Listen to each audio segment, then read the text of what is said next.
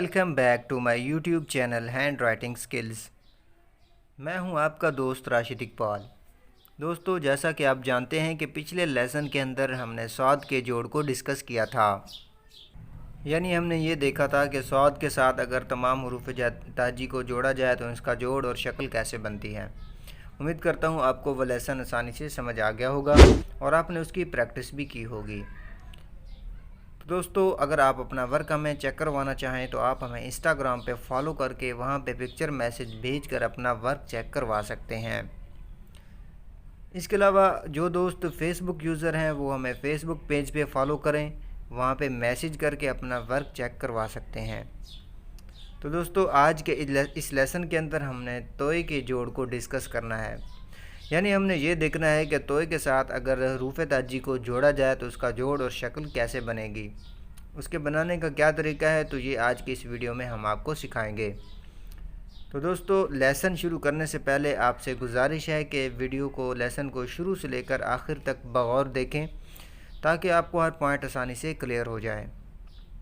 और हमारे जो दोस्त इस चैनल पर नए आए हैं वो काइंडली हमारे इस चैनल को सब्सक्राइब कर लें ताकि उन तक हमारा रोज़ाना का जो लेसन है वो आसानी से पहुंचता रहे।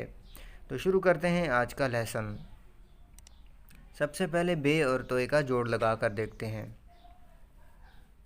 यहाँ से स्टार्ट करते हैं। इस तरह से बे का ये हिस्सा बनाएंगे।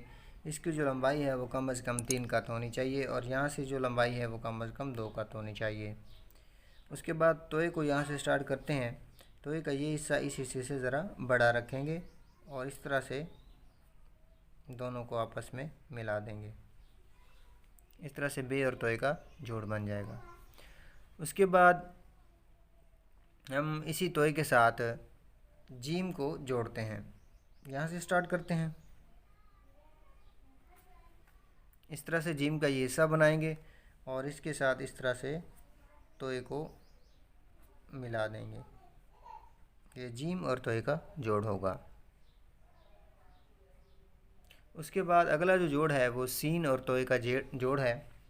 तो यहाँ से स्टार्ट करते हैं। सीन का ये हिस्सा बारीक रखेंगे, ये हिस्सा मद की तरह होगा, यहाँ से मद की तरह, और इस तरह से इसको आगे बारीकी से लंबा करेंगे।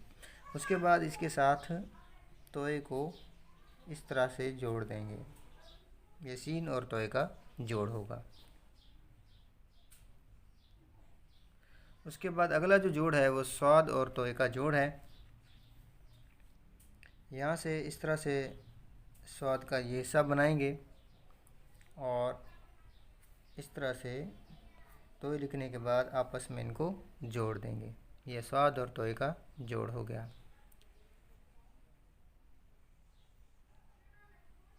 उसके बाद तोय और तोय का आपस में जोड़ कैसे होगा,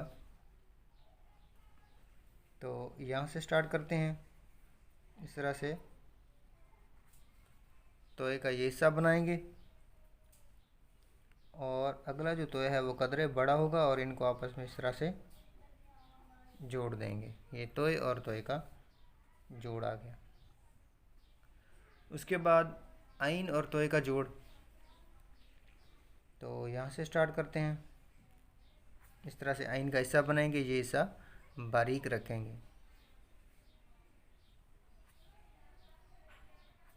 और इस तरह से इनको आपस में जोड़ देंगे।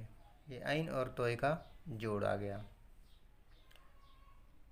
उसके बाद जो अगला जोड़ है वो फे या कॉफ नुक्ते वाली उसका जोड़ है, यानी तोय के साथ। तो यहाँ से स्टार्ट करते हैं। इस तरह से इसकी जो लंबाई चौड़ाई होनी चाहिए वो हमने डिटेल डिस्कशन की जो वीडियोज़ हैं उसके अंदर आपको बता दी है, आप वहाँ से देख सकते हैं।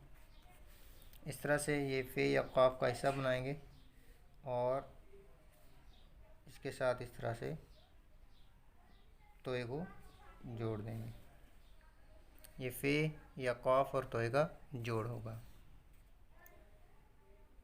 उसके बाद काफ कशिश वाली और तोय का जोड़। तो यहाँ से स्टार्ट करते हैं।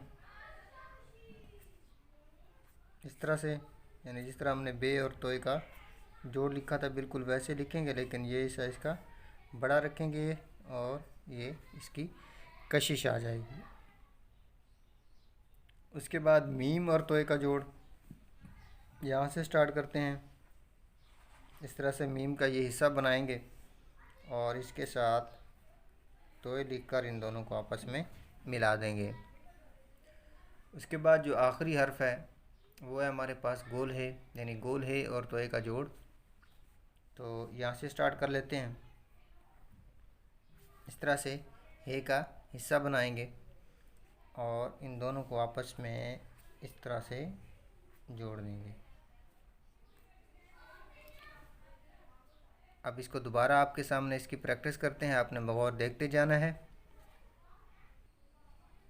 سب سے پہلے بے اور توئے کا جوڑ.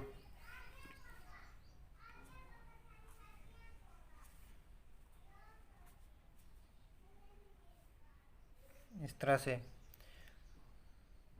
اس کے بعد جیم اور توئے کا جوڑ.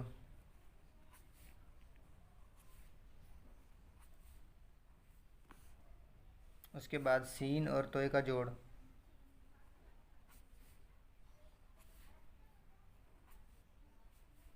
اس کے بعد صاد اور توئے کا جوڑ.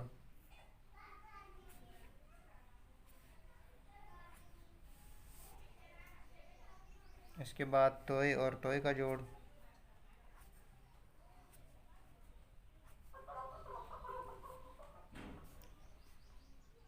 اس کے بعد عین اور توئے کا جوڑ.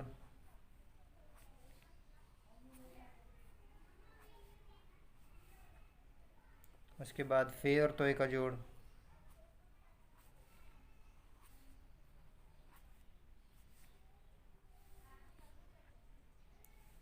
اس کے بعد کاف کشش والی اور توئے کا جوڑ.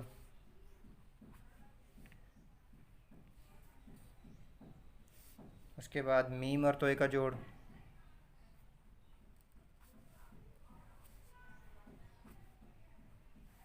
اس کے بعد گول ہے اور توئے کا جوڑ. تو دوستو یہ تھا آج کا ہمارا لیسن، جس کے اندر ہم نے توئے کے ممکنہ جوڑ کو ڈسکس کیا حروف تہجی کے ساتھ. تو انشاءاللہ نیکسٹ لیسن کے ساتھ آپ کی خدمت میں دوبارہ حاضر ہوں گے. تب تک کے لیے اجازت دیجیے. اللہ نگہبان.